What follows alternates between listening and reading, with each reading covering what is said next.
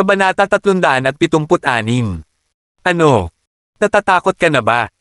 Gusto mo sana akong turuan ng leksyon, di ba? Anong basura? Humisi si Mark. Hindi sila tugma sa kanya. Akala nila ay madaling biktimahin si Mark. Hindi nila akalain na lalaban o ipagtatanggol niya ang kanyang sarili.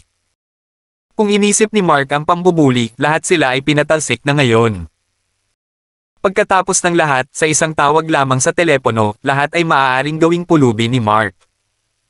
Kung mahirap sila, paano nila kakayanin ang pag-aaral dito noon? Ang mga mata ni Sarah ay kumikinang sa paghanga. Napaka-muscular ni Mark. Pakiramdam niya ay nagsimula siyang mahiya, iniisip kung gaano kaganda ang katawan ni Mark. Ang dati niyang kasintahan, si Conrad, ay isang payat na tao. Kumpara sa kanya, si Mark talaga ang kumukuha ng bola. Napaisip si Sarah. Kumurap ng ilang beses si Abby, ang guro, para mawala sa kanyang pagkatulala. Hindi niya inaasahan na magkakaroon ng kahangahangang figure ang isang sophomore. Ang ibang mga estudyante, gayunpaman, ay galit na galit. Naramdaman nila na walang kahihiyang nagpapakita si Mark. Hoy Mark, hindi mo ba naisip na medyo walang hiya ka ngayon? Natuto ka na ng martial arts, di ba? Tanong ng isang estudyante. No wonder nabugbog ako sa'yo. Napaka-insidious mo talaga. Magkaklase kaming lahat dito, syempre, hindi maiiwasan ang mga salungatan. Paano mo kami nasusuntok ng totoo? Tingin mo ba classmates mo kami? Sabi ng isang lalaki. Mark, pumunta ka sa H2. Tigaw ng ibang estudyante kay Mark. Pagbabayaran mo ang ginawa mo. Tigaw ng isa sa mga estudyanteng nabugbog. Sabi din ng kaibigan niya, oo, magbayad ka. Tatawag ako ng pulis kung hindi, ipapadala ko ang sorry mo sa kulungan. Hindi ko man lang planong suntukin ka, pero ngayon tumawid ka na sa linya. Makukuha mo ang nararapat sa iyo. Mabilis na nagdagdag ang isa pang estudyante. Ang mga estudyanteng binugbog ay tumayo mula sa lupa, nanlilisik kay Mark. Nawala ang lahat ng kanilang dignidad at kailangan nilang gumawa ng isang bagay upang maibalik ang kanilang reputasyon. Sobra na kayong lahat. Hindi napigilan ni Sarah na sumambulat sa galit. Kayo ang nagsimulang manggrupo kay Mark. Paano mo siya hihilingin na magbayad para sa pagtatanggol sa sarili niya? Patuloy niya. Sarah, ang tanga mo. Kanina ka pa nagsasalita para kay Mark. Hindi kaya natulog ka na rin ni Mark. Ang dali mo talagang pakisamahan, no? Humisi ang isa sa mga kaklase at sinabing namula ang mukha ni Sarah. Anong pinagsasabi mo? Halatang ikaw ang may kasalanan. Natalo ka sa laban pero gusto mong bayaran ng kabilang partido ang pagkatalo mo. Nakakahiya talaga, pabulaanan niya. Tumahimik ka, tanga. Ganito ba dapat ang pakikitungo mo sa iyong mga kaklase? Nahihilo pa ang ulo ko sa suntok ni Mark. Baka magkagulo pa ako dahil dito. Bakit hindi niya ako gantihan sa pananakit sa akin? Reklamo ng mga binugbog na estudyante. Galit ngayon si Sarah. Nagsimula siyang magtungo sa direksyon nila, nagbabalak na makipaglaban sa kanila. Hinaila siya ni Mark pabalik bago pa man siya makapagsimula. Pakiramdam ni Sarah ay nabato siya doon. Napaka-unfair. Mark.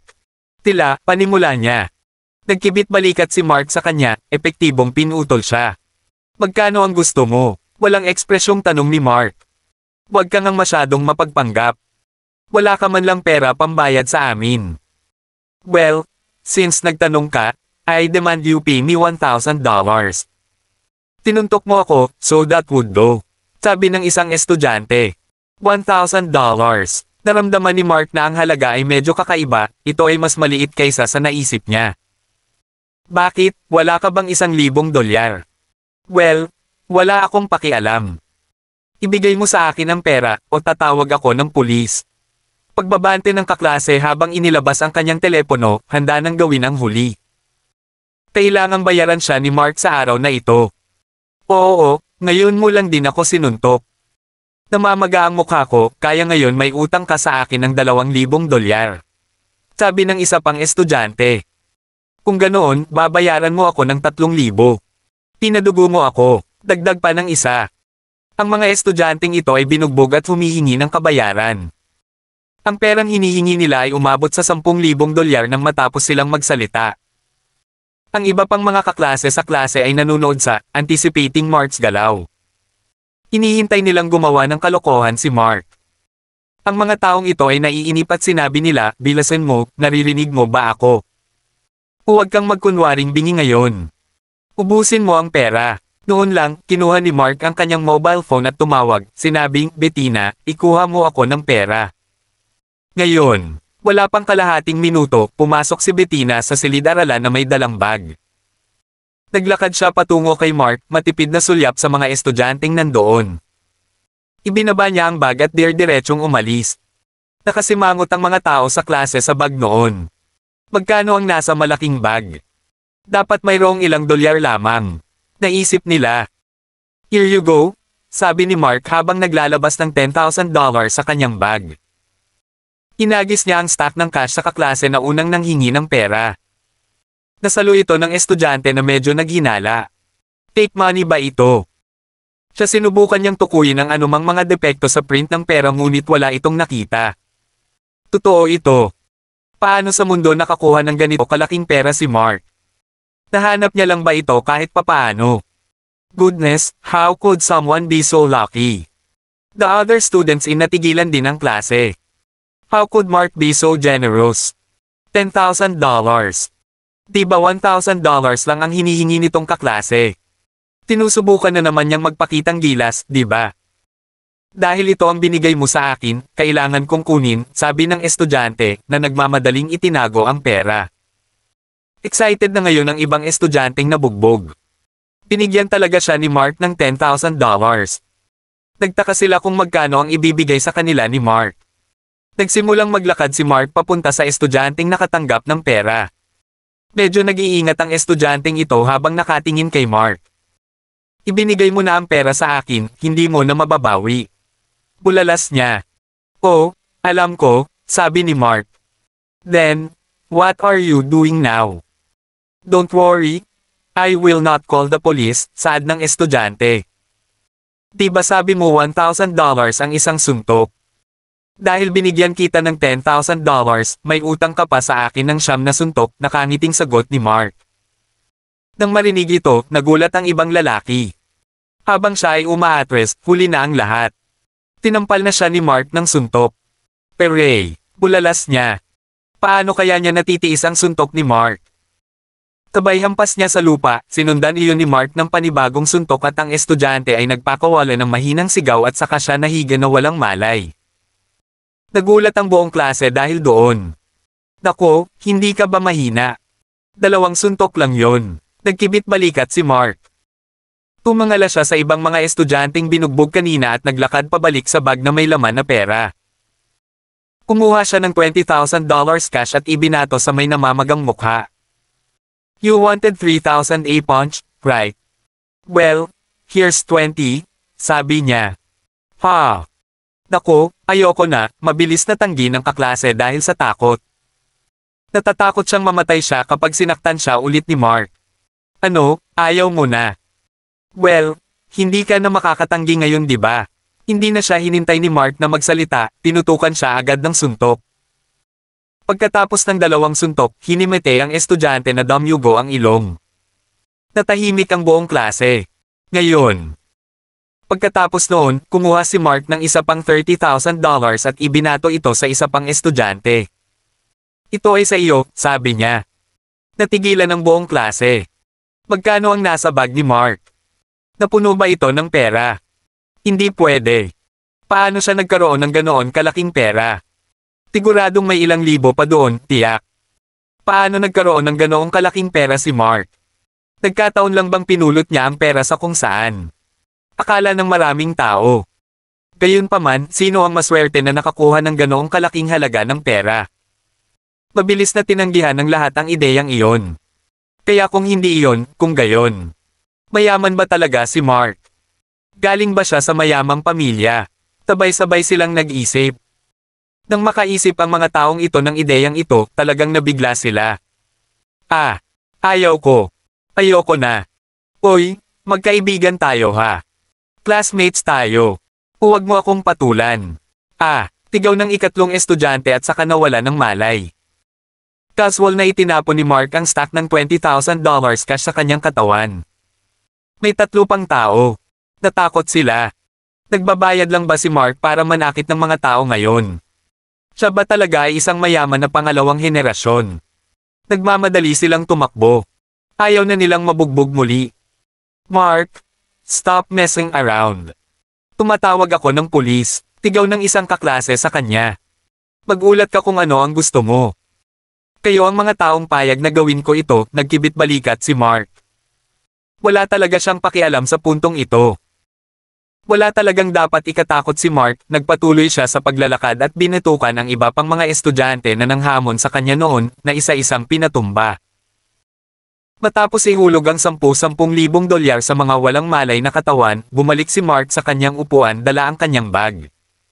Sobra ito. Pinigyan lang ni Mark ng ganoon kalaking pera ang mga estudyanteng iyon na parang wala lang.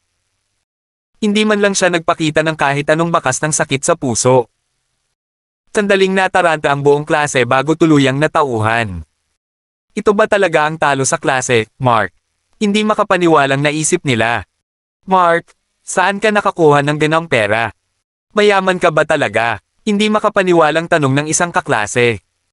Nabaluktot ang kanyang mukha sa hindi makapaniwala, ngunit ang katotohanan ay nasa harap ng kanyang mga mata. Nagkibit balikat si Mark bilang tugon. Ito ay napaka-unpredictable.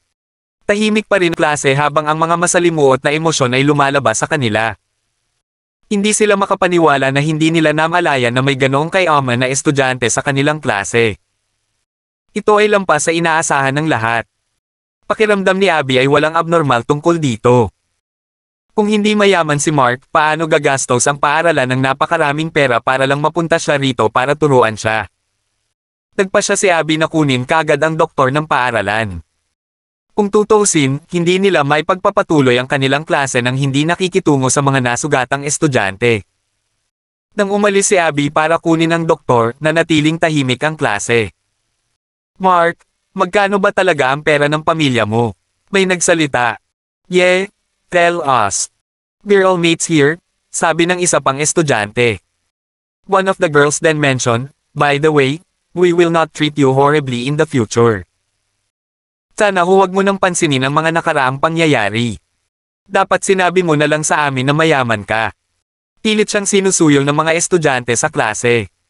Kung may ganoong mayaman sa klase, ito ay isang magandang bagay para sa kanila. Hindi na nila kailangang magbayad para sa mga class outing ngayon, kayang gawin ito ni Mark. Sino ang nagsabi tungkol sa pagiging mag-asawa? Mahinaong sagot ni Mark. Natahimik ang buong klase at namula ang mga mukha nila sa hiya. Naging mabait si Mark na hindi niya binubugbog ang bawat isa sa kanila, at inaasahan pa rin nilang wala ng masamang dugo sa pagitan nila. Anong kalokohan? Kabanata 377. Ang lahat ng mga estudyante sa klase ay nagbago ng kanilang saloobin kay Mark pagkatapos ng insidenteng iyon. Kung tutusin, kung talagang taunan si Mark na walang-wala, paano siya nagkaroon ng lakas ng loob na manakit ng iba? Imposible talaga, naisip nila. Gayunpaman, alam na ng lahat sa klase ang bagong pagkakakilanlan ni Mark ngayon. Hindi na siya talo, kundi isang mayamang young master. Sa totoo lang mayaman si Mark. Ang realisasyong ito ay tila nataman sila sa mukhang parang full force na suntok. Pareho silang nabigla at nahihiya sa sarili nila. Sa mga natitirang klase, nanatili ang katahimikan. Masyadong nabigla ang lahat sa kanilang pagkatukla sa bagong pagkakakilanlan ni Mark. Maraming estudyante ang nagnanakaw ng tingin kay Mark sa klase. Bigla siyang naging misteryosong entidad sa kanila ngayon.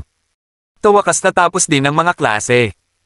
Lumabas si Mark, bitbit ang natitirang pera habang nagmamadaling sinundan siya ni Sarah. Pagkaalis nilang dalawa, nagsimulang magingay ang buong klase.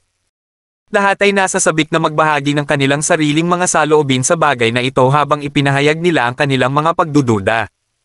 Anong H2? Sa tingin mo, magkano ang pera ng pamilya ni Mark? He was too low-key about it before. Sabi ng isang estudyante. Who knows? Taon talaga ng mga sorpresa si Mark, di ba? Sabi ng isa pang estudyante. Ngayon, alam ko na kung bakit ang bitik na iyon, si Sarah Lynn ay tinutulungan si Mark kamakailan. Alam niya siguro na mayaman siya. Hindi nakakagulat na binago niya ang kanyang saloobin kay Mark. Tiyak na natulog na siya noon pa, sabi ng isa sa mga babae. Siyempre, matagal na siguro silang nanligaw sa isa-isa. Inggit na inggit ako. Pwede kang makitulog kahit kanino basta mayaman ka na yata ngayon, sabi ng isa pang lalaking estudyante. Sa aking palagay, kahit mayaman ang pamilya ni Mark, hindi siya maaaring maging mas mayaman kaysa kay Aaron. Walang duda dyan, komento ng isang batang babae. Sa tingin ko, ngayon lang naging mapagbigay si Mark. That was not a big sum of money for a rich person to be honest, her friend said. Tama. I think we shouldn't think too high of Mark. Medyo mayaman lang, we don't kailangan mong matakot sa kanya, tama. Sumang-ayon ng isa pang estudyante. Sa oras na iyon, nagsimulang magsama-sama ang lahat, sumang-ayon sa ideyang iyon at dahan-daang gumawa ng mga katwiran. Tama iyan. Paano kung mayaman si Mark? Kanina lang talaga niya sinuntok ang mga kaklase niya. Napakayabang at dominante niya. May magtuturo sa kanya ng leksyon sooner or later. Sabi nila. Maya-maya lang ay may biglang nagsalita. Ito ay isang batang lalaki na may salamin. Sabi niya, teka, hindi ba napansin ng lahat ang isa pang maliit na detalye? Nang tumunog ang kanyang boses, lahat ng mga estudyante ay napatingin sa kanya. Anong detalye? Tanong nila sa kanya. Nung binanggit namin na nasusunog ang plaza kanina, galit na galit siya. Pagkatapos, sinabi niya na ang City Square ay magbubukas muli pagkalipas ng 3 araw. Hindi kaya siya ang may-ari ng plaza. Itinulak ng estudyante ang salamin niya habang nagtatapos. Pagkasabi niya nito ay muling natahimik ang buong silid-aralan. Ang sumunod na segundo, sila ay nasa siklab ng galit. Imposible nun di ba? Napakalaki ng City Square. Paano magiging kanya ang buong bagay na iyon? Nagduda sila. Sa tingin ko hindi pwede. Ang pamilya ni Mark ay nagkakahalaga ng hindi hihigit sa 10 milyong dolyar kung gayon. Imposible para sa isang mayamang tulad niya na panatilihing mababa ang profile, sabi ng isang estudyante. Sa tingin ko posible. Madalas kong makita si Mark sa City Square, at lumabas siya mula sa manager's room ng plaza. Pinili niyang i-treat kaming lahat para uminom ng kape last time sa plaza para lumaki ang daloy ng mga tao. Kung hindi siya ang amo, bakit niya gagawin iyon? I think si Mark talaga ang may-ari ng plaza. Magaling talaga siyang magtago, bulalas ng isang babaeng kaklase. Pagkasabi niya nun, tumahimik ulit ang klase. Totoo nga, walang nakakasigurado kung gaano karami ang asset ng pamilya ni Mark. Iyon ay isang medyo makatwirang conclusion na dumating sa. Kung si Mark talaga ang boss ng City Square, gaano siya kay Oman? Nagulat ang buong klase, hindi nila maintindihan ang sarili nila. Bueno, punta na lang tayo sa plaza at tingnan, mungkahi ng isang kaklase. Okay then, let's go. Gusto kong makita kung si Mark ang may-ari ng plaza. Dapat ay pumunta siya sa plaza para tingnan ito ngayon. Kung hindi natin siya makikita sa plaza, ibig sabihin hindi siya ang may-ari, di ba? Mungkahi ng isa sa mga babae. Magandang punto iyon. Pagsang-ayon ng kaibigan niya. Tapos, marami sa kanila ang pumunta sa plaza dahil gusto nilang i-verify kung si Mark ang may-ari ng plaza. Maraming estudyante ang sumakay sa bus at nakarating sa City Square. Hindi sila pinayagang pumasok sa plaza dahil may mabigat na konstruksyon sa loob sa ngayon. May mga truck na pumapasok at lumalabas sa gate. Napakahusay nila. Nang makita ito, walang mga salita upang ipahayag ang kanilang pagkagulat. Sa ganitong bilis, magiging posible talaga ang muling pagbubukas ng plaza sa loob ng 3 araw. Sabi ng isa sa mga estudyante. Kung tutusin, akala nila ay aabutin ng hindi bababa sa 1 buwan para muling mabuksan ang plaza o mas malala, magsasara ito ng walang katiyakan. Hindi nila inasahan na napakabilis ng pag-unlad ng konstruksyon. Nang walang pamumuhunan ng malaking halaga ng pera sa proyektong ito, imposible para sa kanila na magtrabaho ng mahusay. Nasaan si Mark? Bakit hindi natin siya nakikita? Tanong ng isang kaklase na tumingin sa paligid. I think we were wrong. Malamang hindi si Mark ang may-ari ng plaza, umiling-iling ang ibang estudyante habang nag-iisip. Nag-overthink sila noon. Hindi kalakihan ang plaza na ito, ngunit tinansya nila na ito ay nagkakahalaga ng mga 7 o 800 milyong dolyar. Paanong si Mark ang may-ari ng ganoong kalaking plaza? Kung siya talaga ang may-ari, tiyak na napakayaman niya. Kung ganoon, mas maganda at marangal na paaralan ang kanyang pinasukan. Pakiramdam nila ay nag-overthink sila at natatawa sa kanilang sarili. Kung ano man ang iniisip nila noon ay sadyang imposible. Tingnan mo, Yolanda iyon, hindi ba? Nakita ng isang estudyante si Yolanda na diretsyong nagmamaneho patungo sa plaza. Yolanda is the manager of the plaza. She must know who the boss is. We can ask her, mungkahi ng isang estudyante. Well, ano pa ang hinihintay natin? Naisip nila na ito ay isang magandang ideya at kaya pumunta sila. Gayunpaman, pinigilan sila ng mga security guard bago pa man sila makahakbang palapit sa plaza. Paumanhin, sana makabalik kayo sa loob ng 3 araw. Magbubukas na muli ang plaza, sabi ng isang gwardiya sa kanila. Habang papalapit sila, nagulat ang mga estudyante nang makita ang daan-daang tao na nagtatrabaho sa plaza. Mayroong maraming mga construction team na naglilinis sa lugar at muling itinayo ang lugar sa parehong oras. At ang mas ikinagulat nila ay nakita nila si Yolanda na papalabas ng sasakyan at naglalakad patungo sa isang tao na habang tinitignan sila ng malapitan ay si Mark. Tila iniuulat niya ang sitwasyon kay Mark. Parang sampal sa mukha ang tinamaan ng eksenang ito sa mga estudyante. Si Yolanda ang tagapamahala ng plaza. Kung si Mark ay isang tao na kailangan niyang isumbong, kahit isang tanga ay masasabi kung ano ang nangyayari dito. Si Mark pala talaga ang may-ari ng plaza. Kung hindi, bakit magsusumbong sa kanya ang manager ng plaza? Ito ay talagang isang hindi kapani-paniwalang pagtuklas. Diyos ko!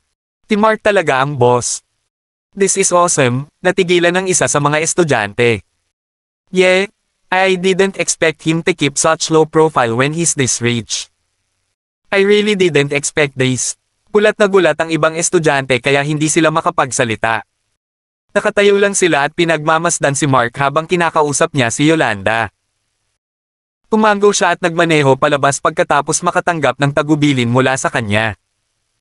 Sa kabilang banda, dumiretso si Mark sa itaas.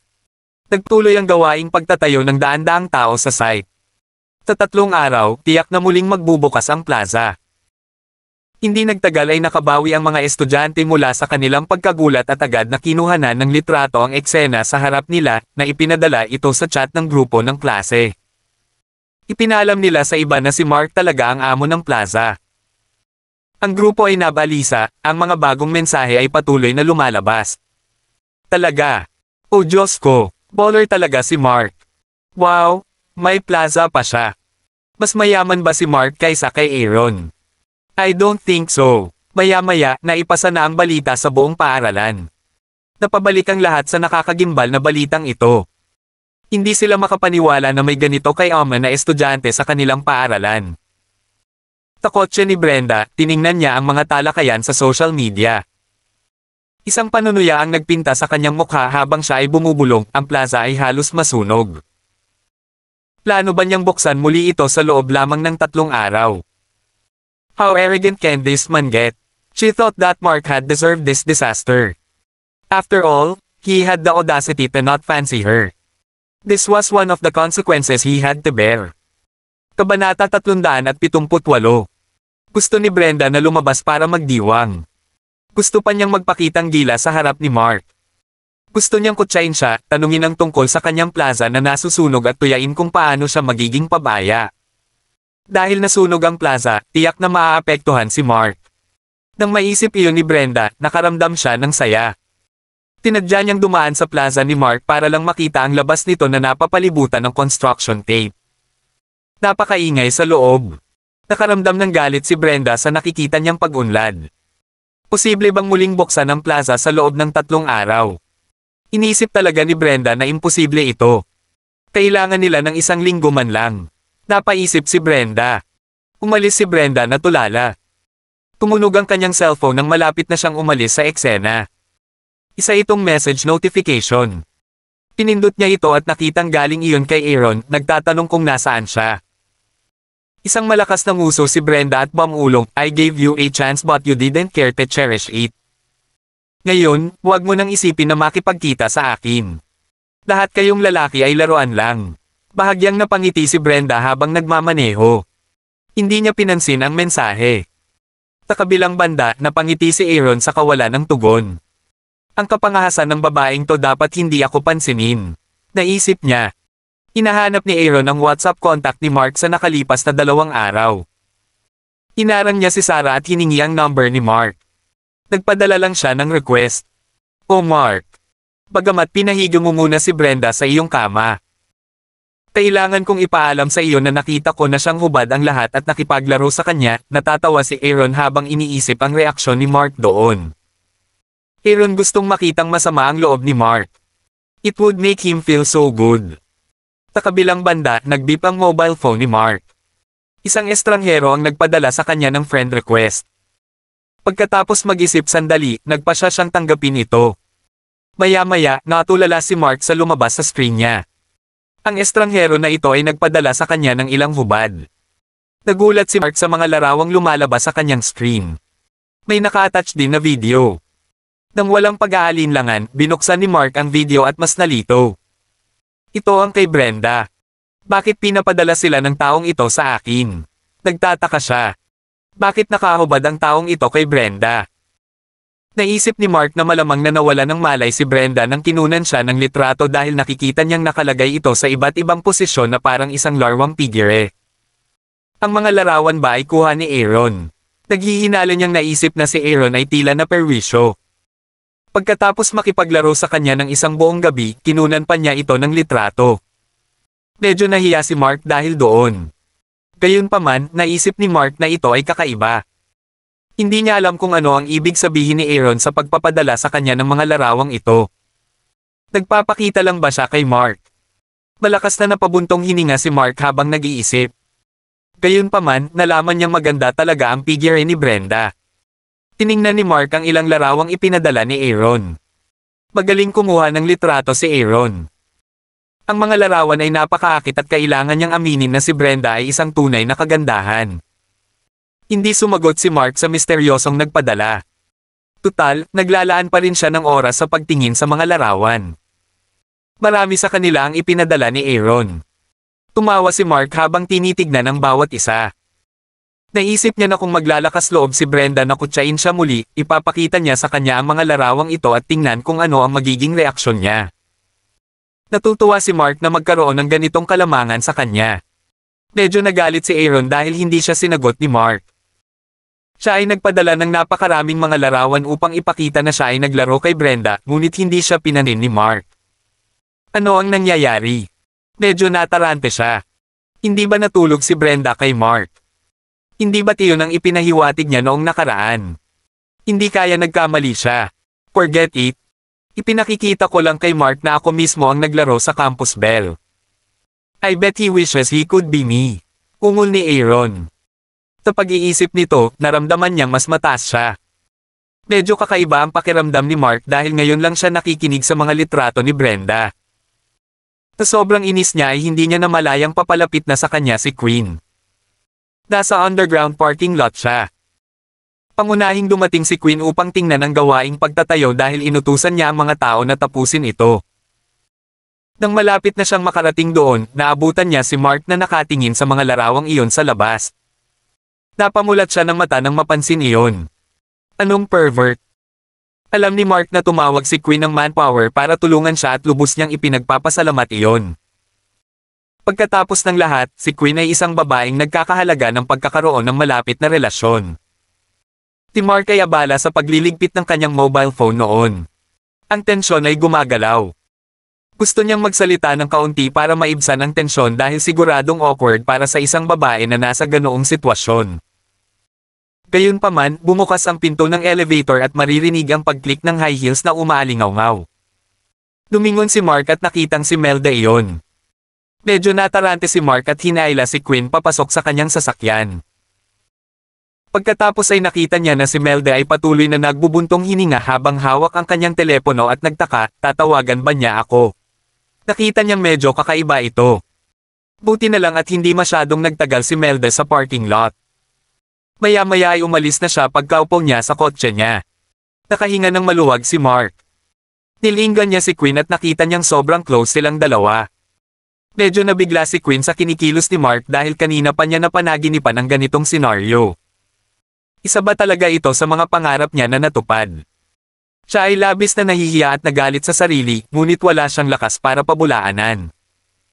Pakiramdam niya ay masyadong katulad ng kanyang panaginip ang sitwasyon ngayon. Ang hindi maliwanag na kapaligiran sa pagitan nila ay halos naging sanhi ng kanyang pagkalito. Napakagatlabi si Quinn at mabilis na lumapit kay Mark na natulala. Makalipas ang 5 minuto, medyo nabigla pa rin si Mark sa nangyari. Napakagatlabi si Quinn habang nagsusuot ng damit. Anong nangyari kanina? Napatulala niyang naisip. Pinilit lang ba ni Quinn ang sarili sa kanya? Hindi talaga maisip ni Mark na matapang si Quinn para halikan siya ng ganoon lang. Ito ay isang bagay na hindi niya inaasahan. Ang una niyang naisip ay siguraduhin hindi nababaliw si Quinn. Nadroga ba siya? Ano ba talaga ang nangyari? Gulong-gulo ang isip ni Mark. Isang mahabang buntong hininga ang kanyang pinakawalan bigla. Noong una ay nilabanan niya ang mapuwersang pagsulong ni Quinn ngunit sa huli, inamin niya na sumuko na siya sa kagandahan nito. Si Mark ay isang lalaki kung tutuusin, paano niya malalabanan ang gayong tukso? Tinitigan ni Mark si Quinn ng pipi, sa wakas ay napagtanto niya ang kanyang ginawa. Niloko lang niya si Lilibeth. Nang matapos na maisuot ni Quinn ang kanyang damit, halos damyugo na ang kanyang mga labi sa lakas ng kanyang sariling kagat. President Miller, ngayon lang, natigilan si Mark. Nakagawa siya ng isang malaking pagkakamali. Hindi pa siya lumalaban ng husto ngayon. Naging magkatrabaho sila. Pero ngayon, napakagulo ng relasyon nila, hindi talaga inaasahan ni Mark na magiging ganito kahirap. Si Mark ay hindi makapag-isip ng maayos. Nang maisip niya ang oras na nakalabas na siya sa loob ni Quinn ay nabuntis ito. Kinilabutan siya. President Miller, what happened just now? I think you should buy some meds for it. Ay, sabi niya habang dahan-dahang nagpanik. Anong sinabi mo? Tanong ni Quinn habang nanlalaki ang mata sa sinabi nito. Kailangan mong uminom ng morning after pill, sabi ni Mark, na labis na nagkasala. Tinulungan siya ni Lilibeth kagabi, paano niya ito pagtataksil sa susunod na araw. Kung alam ni Lilibeth ang tungkol dito, magiging heartbroken siya. Dahil sa naunang pagkikita nila ni Quinn ang unang naging reaksyon ni Mark ay hilingin kay Quinn na inumin ang tableta. Kung hindi, mahihirapan siya kung nabuntis si Quinn dito. Labas, tigaw ni Quinn sa kanya na namumula ang mata. President Miller, sinubukang magsalita ni Mark na konsensya. Ano ang dapat niyang gawin sa sitwasyong ito? I was blind to give myself to you on my own initiative. What do you think of me? Do you think I'd want to threaten you with a pregnancy? Do you really think I'm that kind of person? Get out. Kumikirot ang puso ni Quinn habang galit na galit. Ang mga salita ni Mark ay labis na nasaktan sa kanya. Noon pa man ay ayaw niyang makipag-ugnayan sa mga nakababatang lalaki. Gayunpaman, si Mark ang tanging exception niya. 2 beses niya itong nailigtas at ginawa niyang baguhin ang kanyang pananaw sa mga nakababatang lalaki. Ito ay isang bagay na hindi pa nagawa ni Quinn noon. Sa wakas ay sinira na niya ang sarili niyang mga hadlang para lang ibigay ang sarili kay Mark. Impulsive naman si Quinn. Get out. Tinulak ni Quinn si Mark palabas ng sasakyan. Nag-aatubili na binuksan ni Mark ang pinto at lumabas. Buti na lang at walang tao sa malapit at nakaalis na rin si Melda. Kung may mga tao sa paligid para saksihan ang nangyari kanina lang. Mahirap ipaliwanag. Isinuot ni Mark ang kanyang damit habang ginagawa niya ito. President Miller, pasensya na po sa nangyari kanina. If there's anything I can do for you, patuloy nito ngunit naputol sa pagsigaw ni Quinn. Get out. Namula ang mga mata niya habang sumisigaw. Napabuntong hininga si Mark at tumungo sa kanyang parking place. Gusto niyang manatili, ngunit sa palagay niya ay hindi iyon ang kailangan sa kanya. Ang lahat ng ito ay isang pagkakamali. Ayaw na niyang magkamali pa. Kung mananatili siya sa pagkakataong ito, hindi sigurado si Mark na makakaalis siya mamaya. Agad naman siyang umalis pagkasakay niya sa kotse niya. Nagkamali siya kay Quinn, alam niya ito. Ituturing niyang aksidente ang araw na ito sa kanilang dalawa. Hindi ko pwedeng ipaalam kay Lilibeth. Aksidente lang yun kaya dito na nagtatapos. Otherwise, it might develop into something more, matigas na naisip ni Mark sa sarili. Si Lilibeth lang ang gusto niya bilang asawa niya. He would treat other women as accidents, including the one on this day. Watching Mark leave, Quinn was very sad and promptly burst naluluha. Napakaraming taon na ang nakalipas mula nang huli siyang tumulo ng luha. Sobrang kirot sa puso ni Quinn, parang dinudurog. Mark Orleans, B-starred ka. Kumagulgol siya. Kabanata 379. Naiwang mag-isa si Quinn sa kanyang sasakyan, masama ang pakiramdam. Paano naging ganito ang lahat? Naisip niya. Naiinis siya sa sarili dahil sa pagiging impulsive kanina. Lahat ng lalaki ay kakilakilabot na nilalang. Pinunasan ni Quinn ang kanyang mga luha at hinimas ang kanyang damit. Walang nangyari, talagang wala, sinubukan niyang kumbansihin ang sarili. Kinailangan niyang kalimutan ang nangyari nitong mga nakaraang minuto. Panaginip lang ang lahat, naisip niya sa sarili. Siguradong panaginip lang iyon. Kumalma na si Quinn, ngunit naroon pa rin ang bango ng pakikipagtalik sa kanyang sasakyan. Pinuksan niya ang pinto ng sasakyan at umupo sa driver's seat. Ngunit medyo naliw siya sa sandaling iyon kaya habang nagmamaneho siya palabas ng parking lot, nabangga niya ang isang haligi nang bigla siyang lumiko. Malakas na hinampes ng kamay ni Quinn ang manibela para makaahon sa impact. Hindi man lang siya naawa sa sasakyan. Ito lang ang nagparamdam sa kanya na ang pangyayari kanina ay napakatotoo, hindi ito panaginip. Kagagaling lang niya kay Mark at hindi man lang niya ginustong suklian siya ng anumang pabor. Lahat ng nangyari ngayon ay puro impulse. Hindi kailanman naisip ni Quinn na pilitin si Mark na tanggapin ang responsibilidad. Dahil si Quinn ay nasa hustong gulang na, ano ang posibleng responsibilidad na maaari niyang gampanan. Kung niyakap lang siya ng buong pagmamahal ni Mark nang walang sabi-sabi, mas gamaan ang pakiramdam ni Quinn. Sa halip, kailangan niyang buksan ang gab niya at magsalita ng mga salitang labis na nasaktan sa kanya. Kailangan bang maging ganoon kasabik si Mark na iwaksi ang koneksyon nila ngayon? Kay Quinn. Nasaktan ang kamay dahil sa impact. Isinandal niya ang kanyang sarili sa manibela, nakaramdam ng matinding pagkabalisa sa loob ng mahabang panahon. Nagpasya siyang hindi na muling tumuntong sa lugar na ito. Ikaw ba si President Miller? Biglang may boses. Tumangala si Quinn at nakita niyang isang gwapong lalaki ang kausap niya. Tama, ang batang ito ay walang iba kundi si Aaron. Siya ay dumating upang tingnan kung si Mark ay naririto, ngunit sa kasamaang palad para sa kanya, na-miss niya lamang siya. Maya-maya pa, narinig niya ang tunog ng pagbangga ng sasakyan kaya nagpasya siyang lumakad para tingnan kung ano ang nangyari. Hindi niya inaasahan na makakita ng ganoon kagandang babae na nakasandal sa manibela ng ganoon. Naglakad na si Aaron palapit at nalaman niyang si Quinn pala. Napakaganda niya. Ayaw malaman ni Aaron kung bakit malungkot si Quinn sa mga sandaling iyon.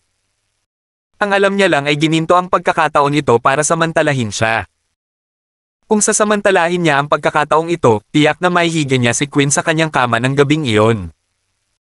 Tayang naman kung pakawalan siya nang hindi nakikitulog sa kanya. Oh, ikaw talaga, Pangulong Miller. Are you alright? Tanong ni Aaron na may pag-aalala sa boses nito. Tinitigan siya ni Quinn na nagtatanong.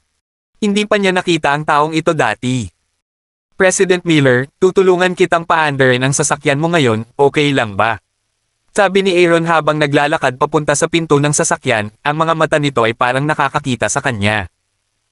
Nang tuluyang makaalis si Quinn sa driver's seat, napangiti si Aaron sa kanyang tagumpay. Tinabi ni Tricia na hindi gusto ni Quinn ang mga lalaki na ay mas bata sa kanya. Gayunpaman, hindi ba siya nagtagumpay ngayon? Confident na confident si Aaron sa kanyang gwapong anyo. Siguradong gusto ni Quinn ang mga taong tulad niya. Ano ba, lahat ng babae nagkagusto sa kanya. President Miller, please wait a minute. Tutulungan kita, bahagyang ngumiti si Aaron habang nag-aalok. Gayunpaman, binigyan lang siya ni Quinn ng isang titig at pagkatapos ay sinampal siya sa mukha ng napakalakas. Natigilan at natarante si Aaron dahil doon. Ano ang nangyayari dito? Magwala, tigaw ni Quinn sa kanya. Matapos siyang sampelan ni Quinn, agad siyang sumakay sa kanyang sasakyan at umalis. Nagulat si Aaron sa pag-alis ni Quinn kahit wala na sa paningin ang sasakyan nito, nagiinit ang mukha nito sa sakit. Kaka-process na lang niya na sinampal siya ng ilang sandali. Hindi ito maisip ni Aaron. Ang gwapo niya, paanong hindi niya makuha si Quinn? Paano ito nagawa ni Mark noon? Tiyak na nakadikit lang siya sa kanya ng walang kahihiyan, sigurado iyon. Nagbago na ang mentalidad ni Aaron matapos siyang bugbugin. Lalo siyang naging pervert. Tumingin siya sa direksyon ng pag-alis ni Queen at dahan-daang nagbanta, "How dare you hit me? Fine, I'll make you pay for it one day." Pagkatapos, kinuha niya ang kanyang cellphone at tumawag. "Hanapin mo ako kung nasaan na ang plate number na ito, sundan siya at subaybayan kapag nahanap mo na." Utos niya sabay baba agad. Ibinaba ni Aaron ang kanyang mobile phone at ngumisi ng masama, iniisip sa sarili, "How dare you refuse me? Just you wait until I get my hands on you." Ang pagkakasala ni Mark ay dumami sa laki sa paglipas ng panahon. Napagtanto niya ngayon na hindi nararapat na umalis siya kaagad pagkatapos ng nangyari. Buti na lang at may apurahang dapat harapin si Bettina ngayon lang. Kung hindi, mahirap ipaliwanag ang sitwasyon kung nakita siya ni Bettina. Pagsakay ni Bettina sa sasakyan, nakita niyang dumilim ang mukha ni Mark. "Young master, anong problema?" Tanong niya. Pawis na pawis si Mark. Masasabing ibang-iba ang sitwasyon ngayon kumpara sa naranasan niya ngayon kay Quinay. Ang pakiramdam ay hindi maipaliwanag. Sa katunayan, nahihirapan siya pagkatapos niyang umalis at gusto niyang bumalik kaagad upang aliwin si Queen. Looking at it now, malamang na fallout na siya kay Queen. May hindi maipaliwanag na kirot sa kanyang puso sa isiping iyon. Pagkatapos ng lahat, paano makakalimutan ni Mark ang nangyari? "I'm fine," bumantong hininga si Mark at nagmaneho pabalik sa hotel. Naisip niya, kalimutan mo na. Dahil nangyari na ang mga bagay, hahayaan ko na lang. Ano pa nga ba ang magagawa ko? Iniisip niya kung dapat ba siyang humingi ng tawad kay Queen. But on second thought, pakiramdam niya ay mas lalo nitong ikagalit si Lilibeth. Nakahinga naman ng maluwag si Bettina sa sagot ni Mark. Akala niya pawis na pawis siya dahil kanina pa siya nilusot ng isang tao at inatake siya. Ngayon, parang nag-o-overthink lang siya. Pagdating nila sa hotel, bumalik agad si Mark sa kwarto niya. Nakatayo pa rin si Bettina malapit sa kanya, pinoprotektahan siya. Napatingin si Lilibeth kay Mark na mukhang nanlungo habang papasok sa kwarto. "Hobby, what's the matter? Masyado bang mahirap para sa iyo ang mga klase?" "It's all right, I'll teach you," mabait na alok ni Lilibeth. Sumakit ang puso niya sa malungkot na ekspresyon ni Mark. Anong nangyari kay Mark ngayon? Naisip niya sa pagkabalisa. Lalong na-guilty ngayon si Mark. Lumapit siya para yakapin si Lilibeth at ayaw bumitaw. Namula si Lilibeth sa satisfaction at inisip na baka pagod lang siya. Dapat may kinalaman ito sa plaza. Sa pag-iisip nito, nakonsensya si Lilibeth at napaisip, ano bang ginawa ko? Paano ko masusunog ang plaza at pasanin? Mark na ganito. Sa loob ng 3 araw na ito, karaniwang walang pahinga si Yolanda. Ginawa niya ang lahat para pangasiwaan ang trabaho. Pagkatapos ng klase, pupunta si Mark sa plaza para siguraduhing maayos ang lahat. Napakabilis ng pag-unlad. Hindi lang nila inayos ang lugar kung saan ito nasunog kundi sinamantala rin nila ang pagkakataong baguhin ang ilan pang mga bagay na ginawang mas nakakapreskong hitsura ang buong plaza kaysa dati. Hindi alam ni Mark ang sasabihin. Si Queen ay hindi nakapunta sa site kinabukasan. Ang kanyang construction team ay tila inabandona ang proyekto kinabukasan, wala ni isa sa kanila ang nagpakita. Alam niyang nasira ng mga ilang minutong iyon sa sasakyan kung ano mang magandang nararamdaman nila sa isa't isa. Ang mga taong tulad ni Queen ay tiyak na umiinom ng morning after pill bilang pag-iingat. Hindi na kailangang mag-alala ni Mark tungkol doon. Ngayon, na-guilty lang siya. Hindi niya masabi kung nasaan si Queen sa mga oras na ito. Dapat ba siyang tumawag para magtanong? Gustong magtanong ni Mark, ngunit wala siyang nagawa tungkol dito. Hayaan mo na lang. Maging past memory na lang, naisip niya. Sa loob ng 3 araw, tuluyang bumukas ang plaza. Maraming tao ang naakit sa bagong hitsura nito at nabigla. Nagpost sila sa internet na nagsasabing isang himala ang muling pagbukas ng plaza sa loob ng maikling panahon. Mas maganda pa ang disenyo nito kaysa dati. Nagdao si Mark ng isang kaganapan na katulad ng isang seremonya ng pagbubukas. Hindi mabilang na mga tao ang naakit dito at kumuha ng litrato. Nagsimula nang bumalik ang mga customer para mamili sa plaza. Nakahinga ng maluwag si Mark. Tumayo siya sa tuktok ng gusali at tumingin sa ibaba, parang puno ang puso niya sa sandaling ito. "Kamusta?" tanong ni Melde nang makalapit siya. Ang kanyang tindahan ay may maliit na epekto mula sa sunog, lahat ay naayos na. "Ito ay pagpunta medyo mahusay, gusto ko umasa," Mark sumagot. "Kung gayon, bakit hindi dumating si Queen?" Napakagatlabi si Melda habang nagtatanong. Nakita niyang nag-effort si Queen na ayusin ang mga nasira matapos sumiklab ang apoy sa plaza. Pakiramdam niya ay baka si Queen na interesado kay Mark sa romantikong paraan. O kung hindi, paano niya malalaman ang tungkol sa sunog ng napakabilis at sumugod sa plaza sa kalagitnaan ng gabi? "I don't know," simpleng sagot ni Mark. Tiyak na hindi niya masabi kay Melda ang nangyari noong araw na iyon. Kung tutuusin, nagkaroon din sila ni Melda ng magkatulad na gulo. "Well, baka naging busy siya," sabi ni Melda. Natahimik si Mark. Iyon ay hindi naman totoo. Pero kung pipiliin ni Queen na hindi pumunta dito, siguradong nasaktan siya ng husto noong araw na iyon. "Mark, pwede mo ba akong bigyan ng isa pang favor?" tanong ni Melda. Itinulak na siya ng kanyang ina sa pader sa kanyang kabaliwan. Tinabi niya na pupunta siya at kumpirmahin para sa kanyang sarili na si Melda ay nakipaghiwalay kay Mark. Wala talagang magawa si Melda tungkol dito. Wala siyang choice kundi humingi ng pabor kay Mark. "Well, Sister Melda, sabihin mo lang sa akin," sabi ni Mark. Alam niyang hindi magmamakaawa si Melda sa kanya maliban na lang kung walang ibang paraan sa problema niya. Kasabay nito, naisip din ni Mark ang pabor na magagawa niya para sa kanya. Nang marinig ito, nabuhayan ng loob at naantig si Melda. Si Mark ay handang tumulong sa kanya. Gayunpaman, nagulat siya sa narinig niyang kaguluhan mula sa ibaba. Biglang dumagsa ang mga tao, lahat sila ay estudyante ng school at mukhang excited na excited. Napansin din ito ni Mark. Ano ang nangyayari? Naisip niya sa sarili. Tumingin siya sa ibaba at bumaling ang tingin niya sa isang magandang babae. Biglang natauhan si Mark. Siya iyon, nagpakita siya. Kabanata 380. Hindi inaasahan ni Mark na maakit ang atensyon ng taong ito sa plaza. Nagpakita si Sabrina. Bakit siya nandito? Tapos na ba ang shooting para sa kanyang pelikula? Napaisip si Mark.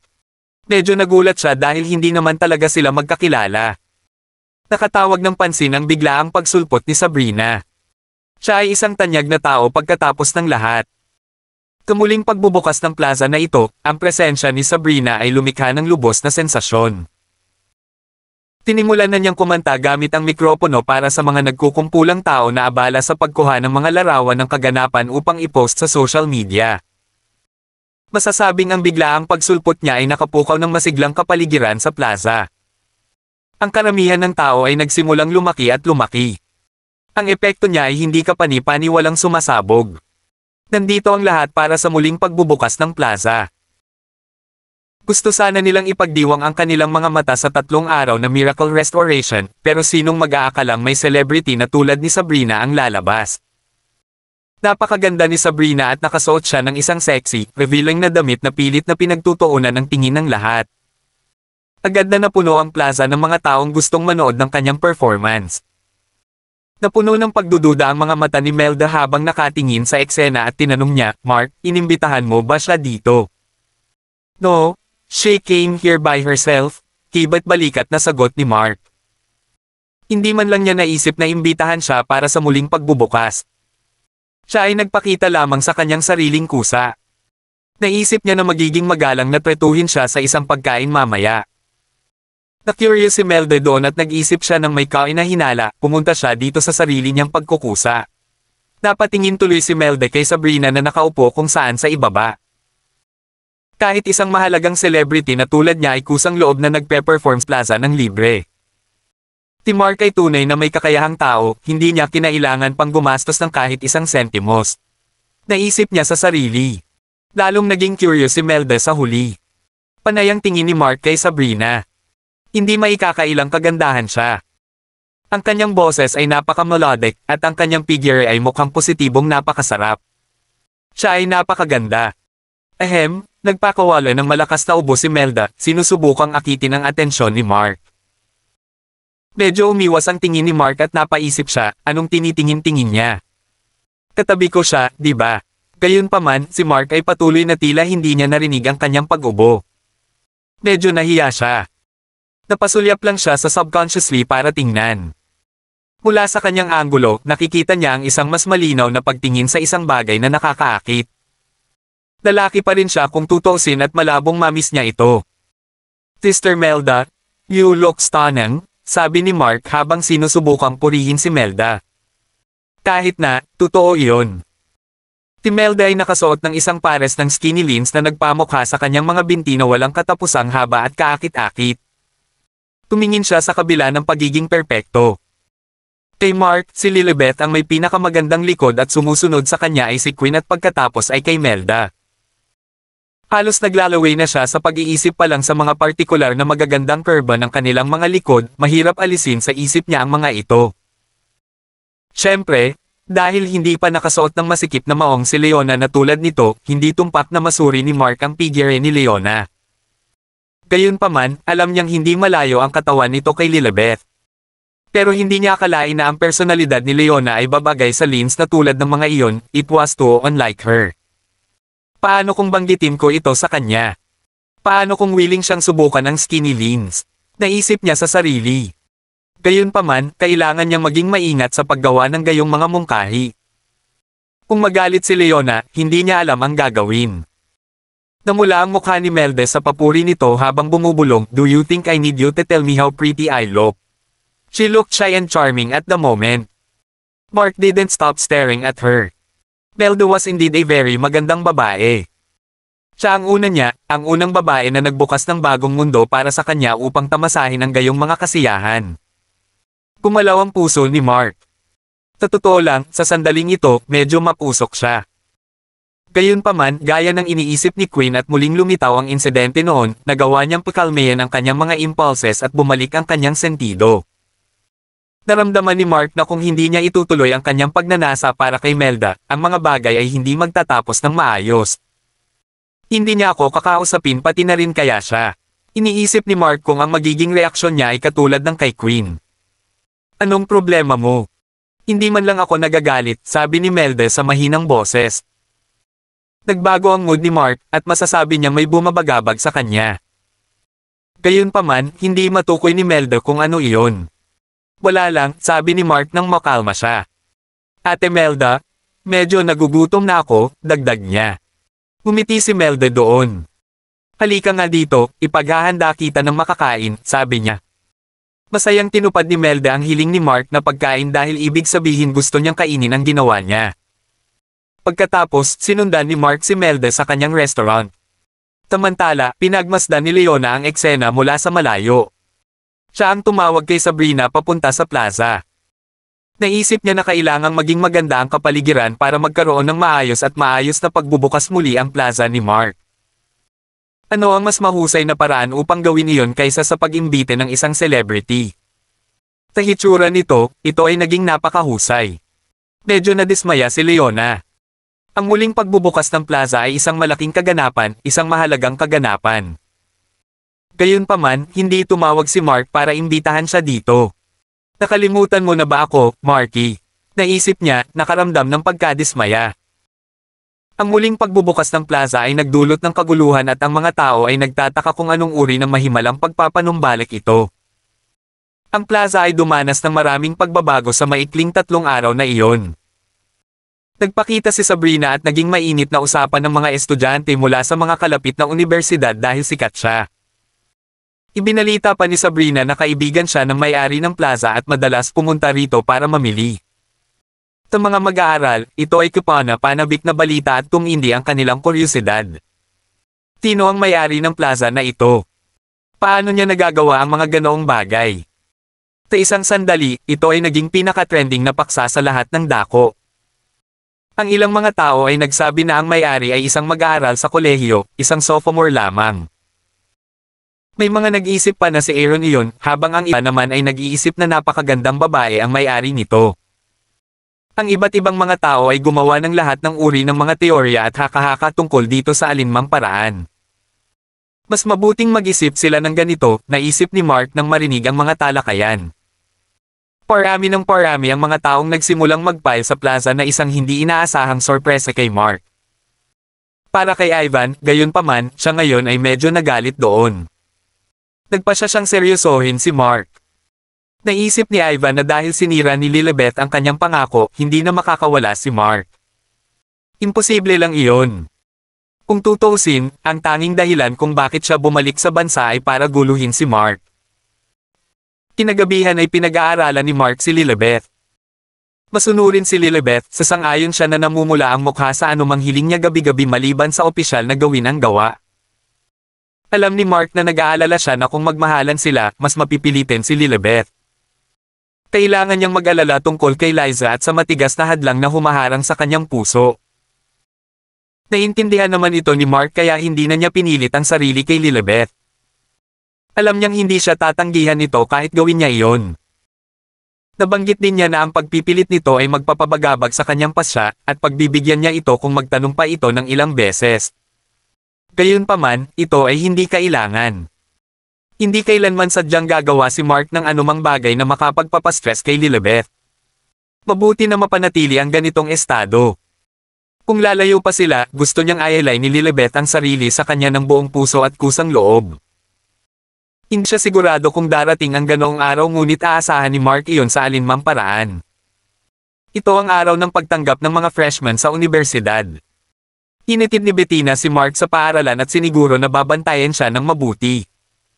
Hindi siya mapakali na lumahok sa pagtanggap. Pinanood nila ang mga freshmen na nakikisalamuha sa maraming iba pang mga mag-aaral ngunit hindi lumakad si Mark upang sumali sa kasiyahan. Gayunpaman, nakita niyang nasa limelight si Aaron.